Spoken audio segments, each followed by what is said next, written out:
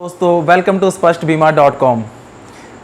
दोस्तों आज के इस वीडियो में मैं उन लोगों के लिए बात करूंगा जो एक नई health insurance policy mediclaim policy लेना चाहते हैं। पॉलिसी लेना आज इतना इजी हो चुका है कि 10 मिनट में अगर आप पॉलिसी अभी लेना चाहते हैं तो 10 मिनट में आप पॉलिसी लेके फ्री हो सकते हो। लेकिन वो पॉलिसी लेना आसान है, लेनी कहाँ से है, पॉलिसी लेनी कहाँ से चाहिए? Online, offline. ऑनलाइन के लिए आपके पास ऑप्शन है कंपनियों की साइट्स या पॉलिसी बाजार। ऑफलाइन फाइनेंशियल एडवाइज़र या इंश्योरेंस एडवाइज़र, जिसको हम सिंपल टर्म्स में बोलते हैं। तो दोनों में से कौन बेस्ट रहेगा आपके लिए, पॉलिसी बाजार या इंश्योरेंस एडवाइज़र?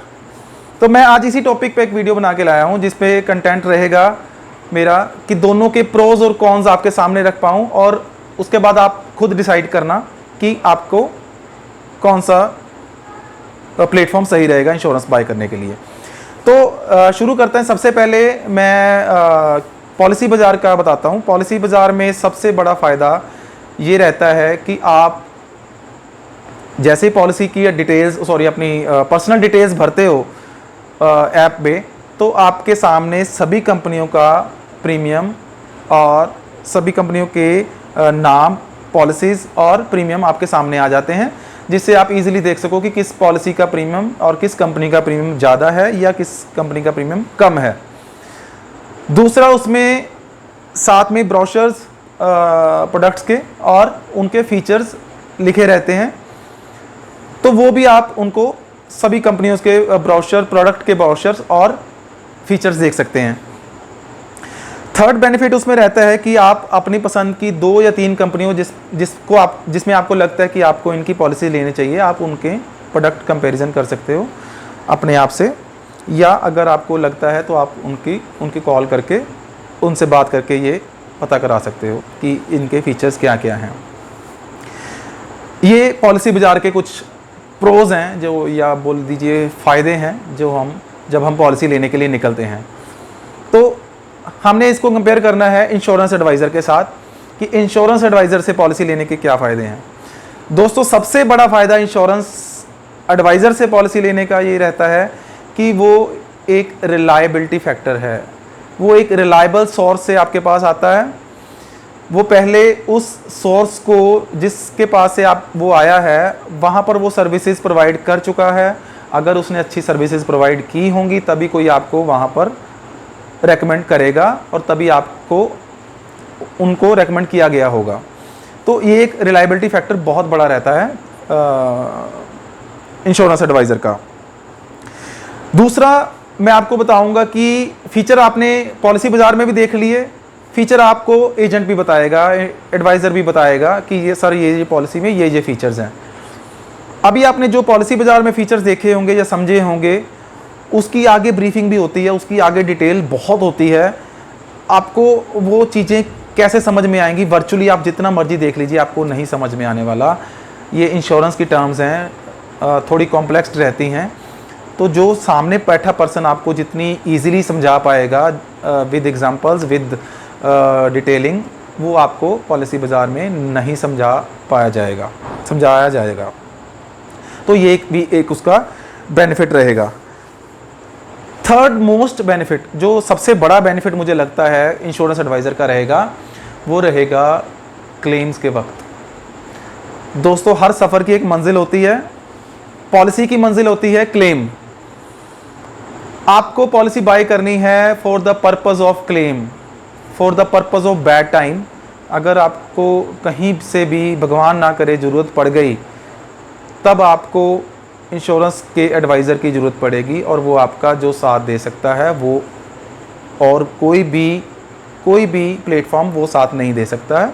आधी रात को आप जब मर्जी, जब आपको कंफर्ट लगे, जब आपको फील हो कि हाँ इसको कॉल करके मैं अभी पता कर सकता हूँ कुछ भी, तो जो इंश्योरेंस एडवाइज़र कर सकता है वो आप उसका मुकाबला कहीं भी नहीं हो सकता। तो ये दोनों के अपने अपने बेनिफिट्स हैं।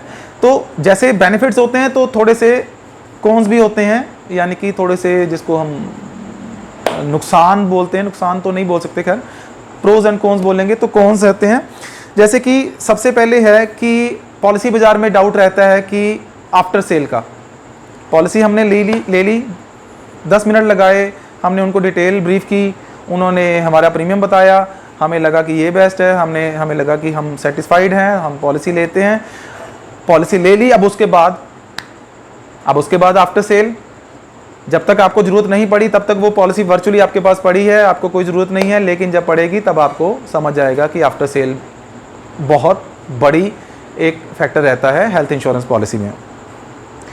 दूसरा रहता है कि जब आप पॉलिसी बाज़ार से बाय करते हो पॉलिसी को, तो वो एक वर्चुअल रिलेशनशिप रहता है आपका, कोई ह्यूमन रिलेशनशिप नहीं है, कोई आपको फिजिकली कोई बंदा नहीं जानता, ना उन्होंने आपको देखा है ना आपने उनको देखा है। जब आप पॉलिसी ले रहे हो तो किसी और से बात कर रहे हो, जब आप अगले दिन उनको कॉल करते हो तो किसी और से बात करोगे, जब आप क्लेम के वक्त बात करोगे तो कोई और बंदा बात करेगा, आप कहोगे फलाना आपके बंदे ने हमें ये समझाया था, तो वो कहेगा सर आप अभी बताइए कि आपकी पॉलिसी क्या है, आपके ज़रूरत क्या है, तो वो उस हिसाब से स्टैंडर्ड बातें करेगा।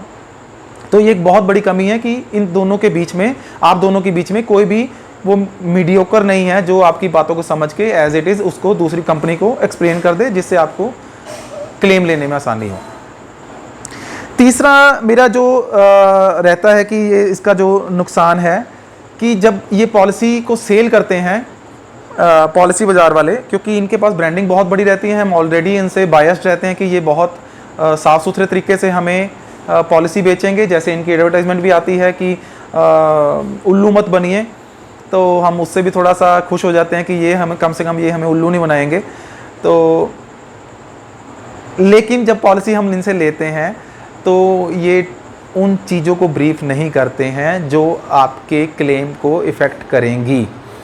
जब आपका क्लेम आएगा तब कौन सी क्लॉजेज ऐसी होंगी पॉलिसी की जो आपको इफ़ेक्ट करेंगी या आपके क्लेम की अमाउंट को इफ़ेक्ट करेंगी, वो चीज़ें आपको नहीं बताई जाएंगी। आपको सिर्फ उन चीज़ों के बारे में बताया जाएगा जो पॉलिसी में अच्छी होंगी या पॉजिटिव होंगी। तो ये मेरे हिसाब से बहुत बड़ा कौन है कारण इसका है कि हमें पॉलिसी लेने के बाद कुछ नहीं याद रहता कि इसमें कौन से फीचर थे। सब कुछ तब याद आएगा जब हम या हमारा कोई फैमिली मेम्बर हॉस्पिटलाइज्ड होगा। तो ये मेरे हिसाब से बहुत बड़ा नुकसान है कि जो चीज़ें बतानी चाहिए वो नहीं बताते हैं। अब आते हैं इंश्योरेंस एडवाइज़र के क्या क्या वो हो सकते हैं, नुकसान हो सकते हैं या कौन से हो सकते हैं।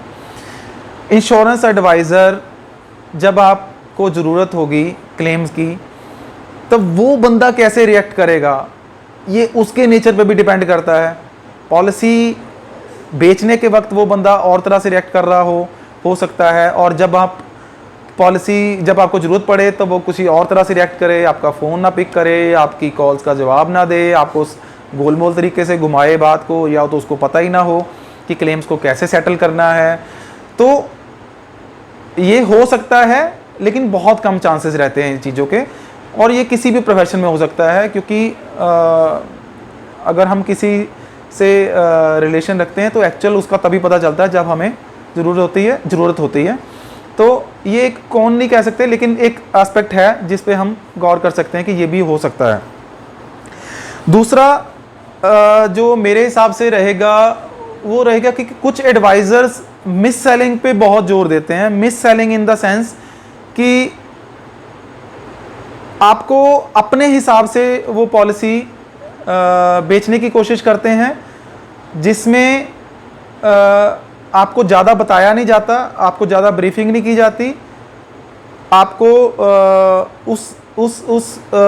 उस तरीके से नहीं समझाया जाता जिस तरीके से आपको समझ आ जाना चाहिए एज ए लेमैन, ताकि आप सही तरह से समझ के डिसाइड करें कि कौन सी पॉलिसी लेनी है।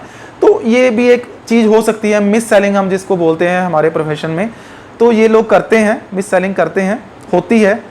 तो ये चीज़ें भी एक रहती हैं उसमें इंश्योरेंस एडवाइज़र में, कमियां अगर हम इसको गिनते हैं तो। तीसरा मेरा जो एक कंसर्न रहता है इंश्योरेंस एडवाइज़र के लिए, वो रहता है कि he should be a full time professional insurance advisor, he should not be a part timer. मेरी किराने की दुकान है, मैंने एजेंसी ले ली, मैंने काम करना शुरू कर दिया, मेनली काम मेरा किसी और चीज़ का है, मैंने किसी और साथ किसी ने बोल दिया कि आप इंश्योरेंस भी करा करो, मैंने इंश्योरेंस करनी शुरू कर दी। 2-3 साल मैंने खूब अच्छा काम किया, चौथे साल मेरा धीरे धीरे इंटरेस्ट कम हो गया। जैसे लोगों की कंप्लेंट्स आने लग गई, मेरा काम कम होने लग गया, तो मैंने उस काम को छोड़ना मुनासिब समझा और अपने बेसिक काम पे मैं ध्यान देने लग गया। तो आप प्लीज़ उनसे ये कंफर्म जरूर करें कि वो जो आपका पर्सन है जो इंश्योरेंस कर रहा है, क्या वो फुल टाइम इंश्योरेंस कर रहा है, फुल टाइम फाइनेंशियल लाइन में है। अगर हाँ, तो आपको दिक्कत नहीं आएगी, आपको घबराने की कोई ज़रूरत नहीं है। कारण ये रहेगा क्योंकि जो बंदा फुल टाइम प्रोफेशनल है वो अपने प्रोफेशन के साथ कभी भी गलत नहीं करेगा, ना ही आपके साथ करेगा गलत। तो उसमें वो रिलायबिलिटी वाला वो सोर्स दिखेगा अगर वो फुल टाइमर है। अगर वो पार्ट टाइमर है तो आप काइंडली उसको मेरे हिसाब से ना लें तो बेटर है। तो ये कुछ पॉइंट्स हैं जिसमें जो मैंने बहुत ही शॉर्ट तरीके से मैंने बताए हैं, जिसको आप अगर कंसीडर करके अगर आपको थोड़ी हेल्प मिलती है पॉलिसी लेने में, तो आप इन चीज़ों को कंसीडर कर सकते हो। मैं कुछ नहीं कहूँगा कि कौन सा प्लेटफॉर्म बेटर है पॉलिसी लेने के लिए। दोनों के मैंने फीचर्स आपको बता दिए हैं। ये अब आप पर डिपेंड है कि आपको कौन सा इसमें से बेटर लगा। आपको ये वीडियो कैसा लगा ये मुझे ज़रूर बता सकते हैं आप कमेंट में। वीडियो को लाइक कर सकते हैं अगर आपको अच्छा लगा। अगर अभी तक आपने सब्सक्राइब नहीं किया है तो मेरी रिक्वेस्ट है कि ये इस चैनल को सब्सक्राइब भी करें और बेल आइकन को दबाएं ताकि आपको नोटिफिकेशन आपके फ़ोन पे आ जाए जब भी हमारा नया वीडियो लॉन्च हो।